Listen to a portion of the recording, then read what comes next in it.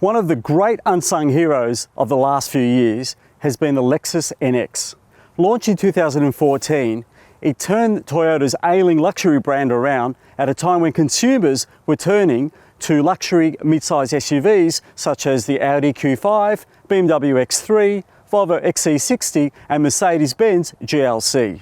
Nowadays, it's all you see on the school run. Now there's an all-new one, and as Lexus's bestseller, any all-new NX is a really big deal. Now, the recipe may be the same, including petrol, petrol turbo and hybrid versions, but the ingredients are fresher and better.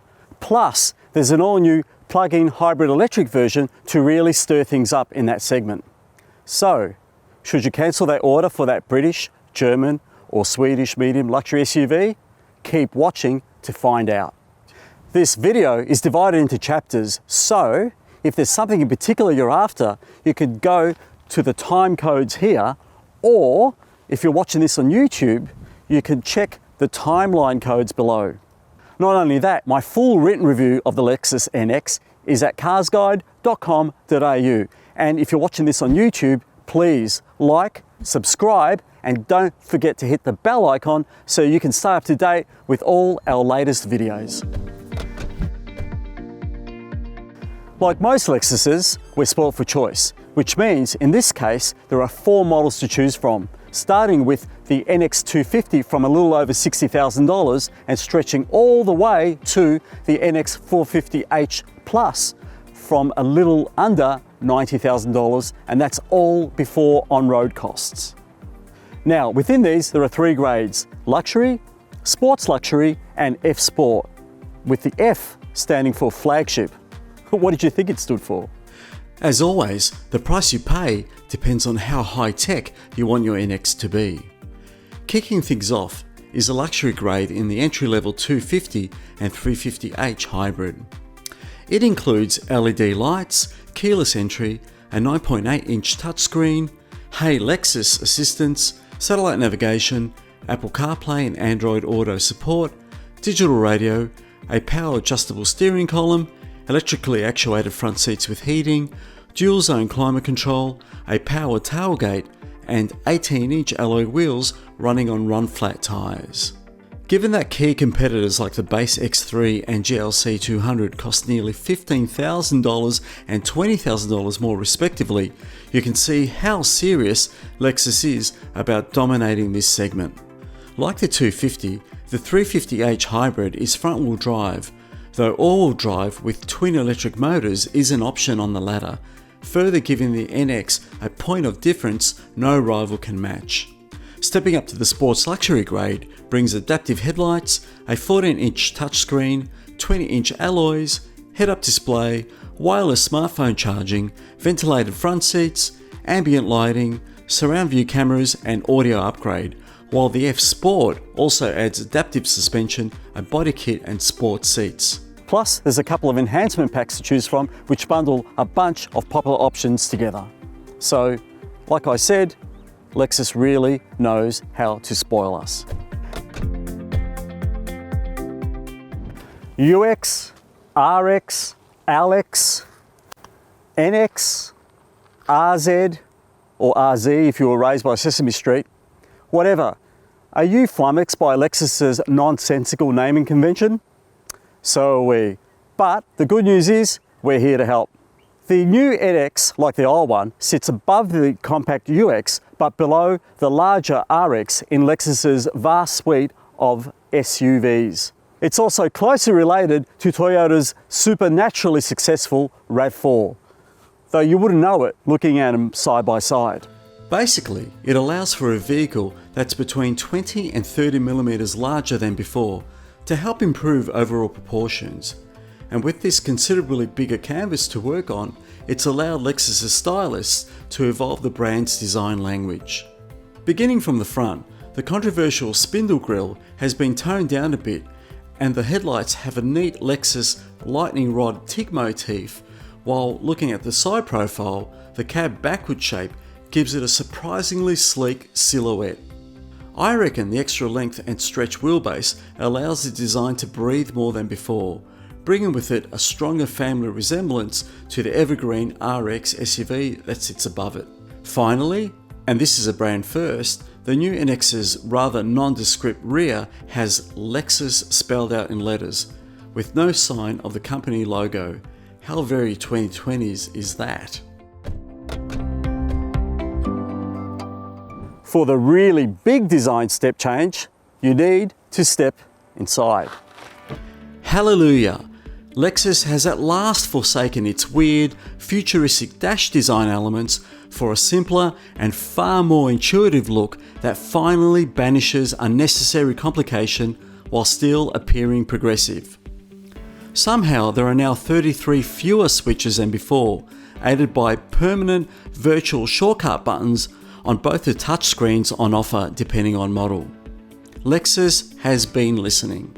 Now, what we have here is an attractive, functional and superbly built interior, save for a couple of very atypical Lexus rattles in these early production cars we drove, boasting quality materials that rate highly on the important sensory metrics.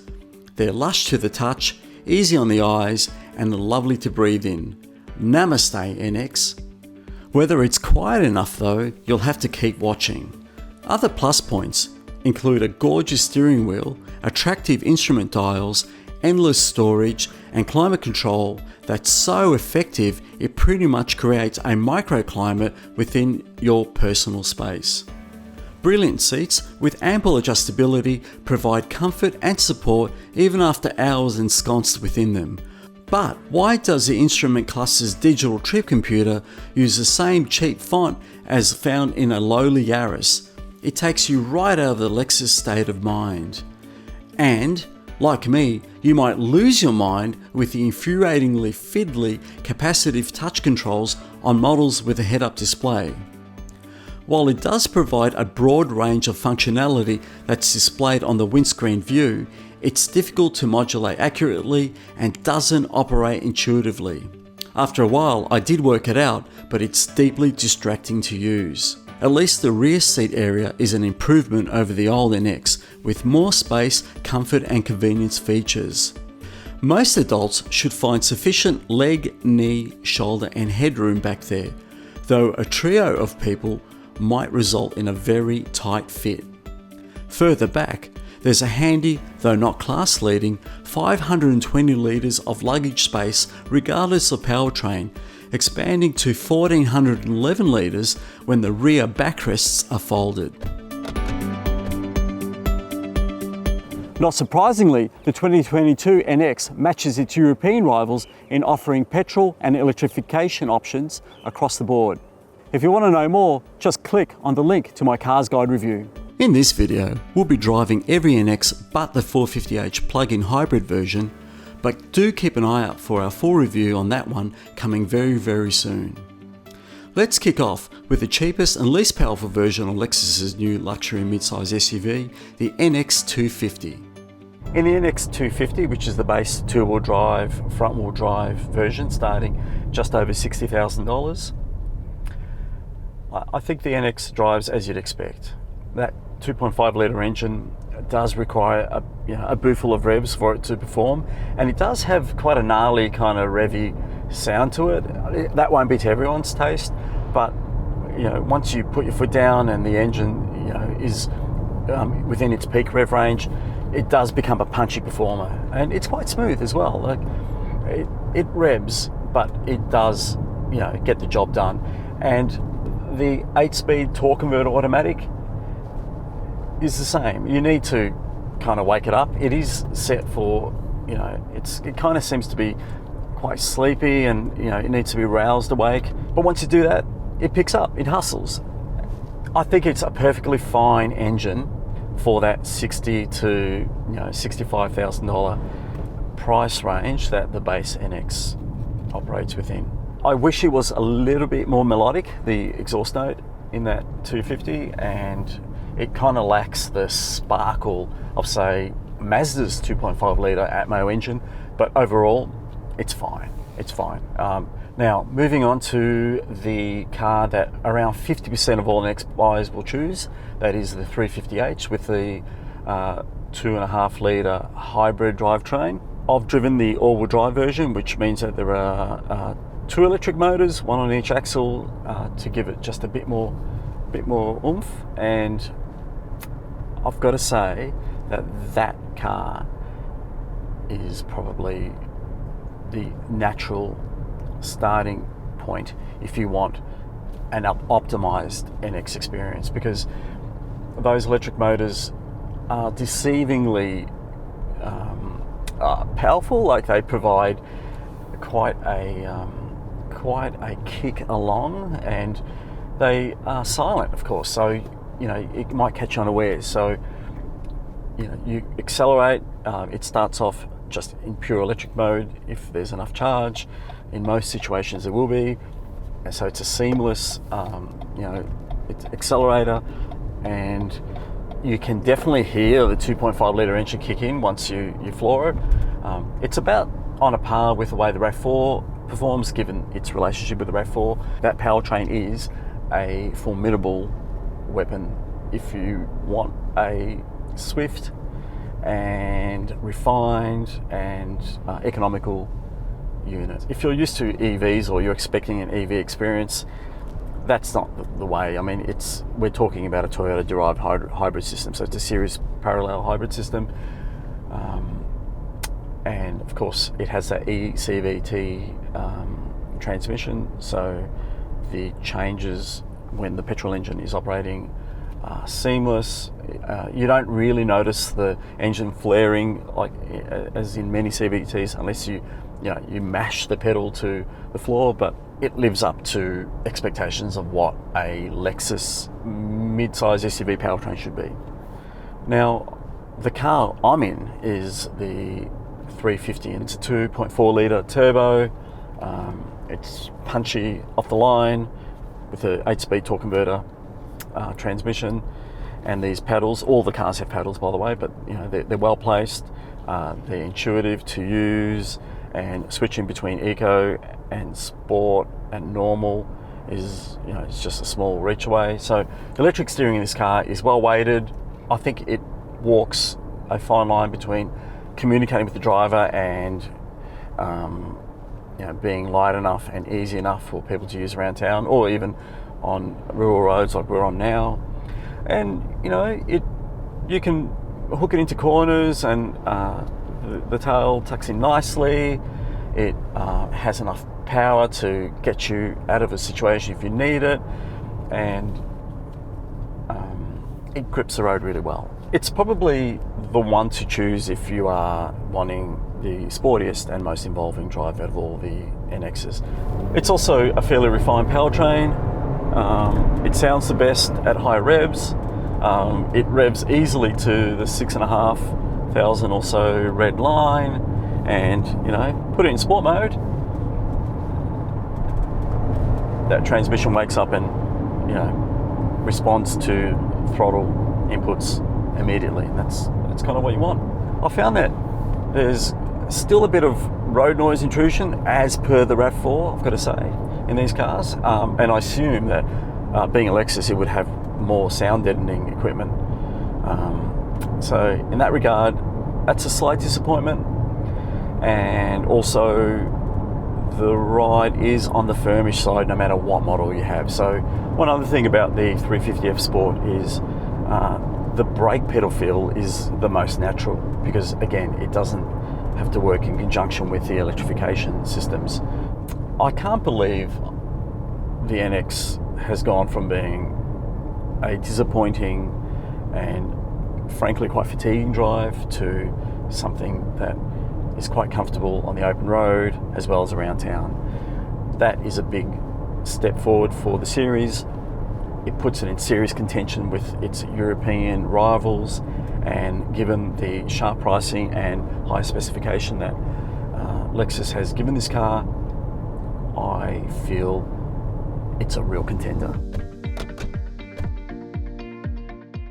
Since the NX offers 4 different powertrain choices, there are 4 different combined average fuel consumption figures, beginning with the thirstiest, this NX 350 turbo petrol version I'm leaning on right here. Not surprisingly, On the official combine run, thirstiest of the lot is the NX350 at just over 8 litres per 100 kilometres, while the NX350H hybrids, predictably, sip significantly less premium unleaded at 5 litres per 100 kilometres. While we can't tell you what the NX450H Plus manages on test, its official combine rating is just 1.3 litres per 100 kilometres, while, going on the WLTP figures, owners can expect around 70 kilometres of pure battery electric driving range. Note that the NX450H Plus's 18.1 kilowatt battery can only be charged using an AC outlet, meaning it'll need about 2.5 hours to get the job done. Being so new, there's no ANCAP crash test rating available for the second generation NX just yet, but you can be assured that it will probably get 5 stars just like its predecessor. My CarsGuide review goes into much more detail about what safety features the NX has. However, one innovation that's worth pointing out is a safe exit assist, which won't allow doors to open if cyclists or pedestrians are in danger of being struck. This is a great innovation that ought to save lives and is part of a whole suite of safety systems that includes AEB auto emergency braking, lane keeping technology, blind spot monitoring, rear cross traffic alert, and airbag protection for all outboard occupants. Lexus now offers a 5-year unlimited kilometre warranty with roadside assistance. Furthermore, NX350H Hybrid and NX450H Plus plug-in hybrid models also feature a 10-year unlimited kilometre battery warranty. Service intervals are at 12 months or 15,000 kilometres, whichever comes first, while the NX also includes 3 years or 45,000 kilometres of cap price servicing, with each one costing owners just $495. And that's highly competitive pricing for a luxury brand SUV. The old NX turned out to be exactly what it was, a Lexified version of the old RAV4. This time around, it's completely different and a whole lot better in terms of refinement, drivability, comfort, safety, performance, efficiency, the lot. So, if you're in the market for a luxury medium SUV and you're considering an Audi Q5, BMW X3, Volvo XC60, whatever, you'd be crazy not to put the latest Lexus NX on that list. It's that good. Now here's my overall score for the NX. If you want to know exactly how I came to that score, just go to my CarsGuide review, and don't forget, if you're watching this on YouTube, don't forget to like, hit the bell icon and subscribe so you can get notifications for all future videos. Thanks for watching.